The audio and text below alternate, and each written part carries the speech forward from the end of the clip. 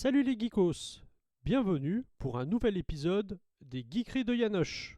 Aujourd'hui, on parle jeu de société avec un petit jeu de cartes tiré de l'univers de Game of Thrones, La Main du Roi. Alors, on se prépare, on met sa grosse doudoune, car attention, winter is coming.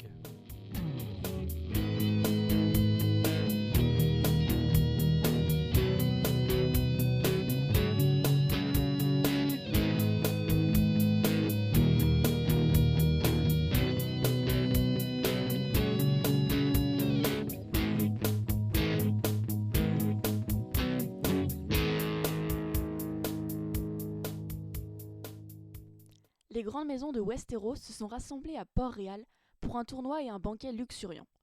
Les habitants de Westeros sont venus des 4 coins du royaume pour rendre hommage au roi et à sa cour.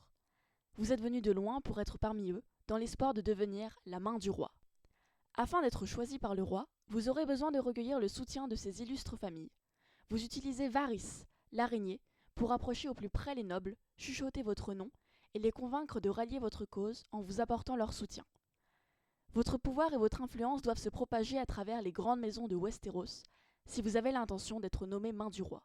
Toutefois, rien n'arrive facilement à Westeros, encore moins le pouvoir. On ne peut pas simplement prendre des mesures et espérer qu'elles restent incontestées.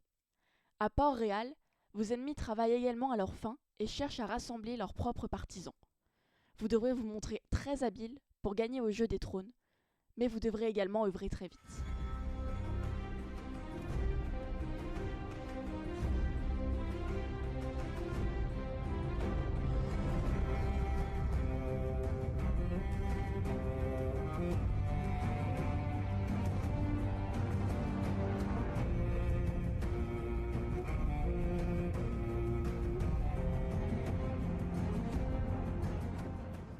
Game of Thrones, ou le Trône de Fer en VF, reste sans conteste une des grosses licences de ces dernières années.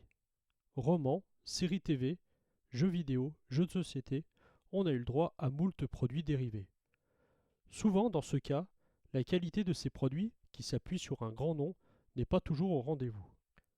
Pourtant, on a eu droit à plusieurs jeux de société de qualité, que ce soit Catan, le JCE ou La Main du Roi. Le principe est assez simple. Sur la table, on dispose 36 cartes, en 6 lignes et 6 colonnes. Parmi ces 36 cartes, on retrouve 35 membres des 7 grandes familles de Westeros, composées chacune de 2 à 8 membres. À cela, on ajoute le fameux négociateur Varys. Le pouvoir est chose étrange, monseigneur. Tour à tour, les joueurs vont déplacer horizontalement ou verticalement la carte de Varys pour récupérer sur son passage tous les membres d'une même famille. L'objectif est d'obtenir la majorité de membres pour les plus de familles possibles. Celui qui en possède le plus remporte la victoire. Lorsqu'un joueur remporte la dernière carte d'une famille, il a la possibilité de choisir un compagnon parmi les 6 mis en place aléatoirement en début de partie. Ce dernier permet au joueur d'utiliser un pouvoir ou une capacité spéciale qui va venir perturber l'ordre établi.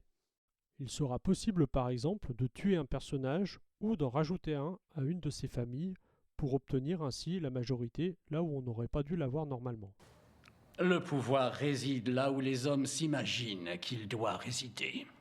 On retrouve dans ce petit jeu une mécanique très efficace, ce qui n'a rien d'étonnant lorsque l'on sait que le jeu a été conçu par Bruno Cathala, le plus grand concepteur de jeux français, à qui on doit entre autres King Domino, Seven Wonders Duel ou Mr. Jack.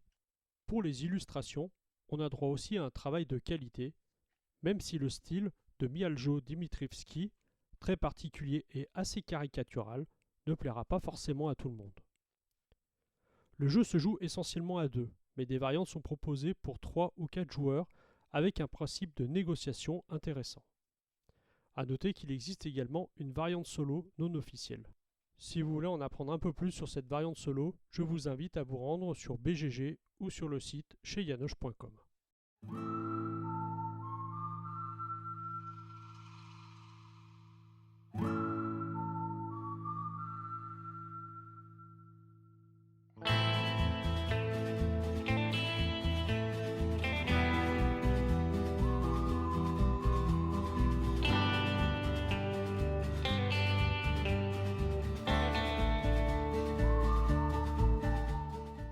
Trône de fer, la main du roi est un jeu Edge Fantasy Flight Game conçu par Bruno Catala et illustré par Mihaljo Dimitrivski. Il est destiné à 2 à 4 joueurs pour des parties de 15 à 30 minutes. Vous le trouverez dans toutes les bonnes boutiques pour 12 € environ. Il est indiqué pour des personnes de 14 ans et plus, mais il reste selon moi très accessible dès 10 ans, surtout en mode de 2 joueurs. Pour plus d'informations, rendez-vous sur le site chesyanoche.com sur lequel un article complet est dédié à ce petit jeu de cartes.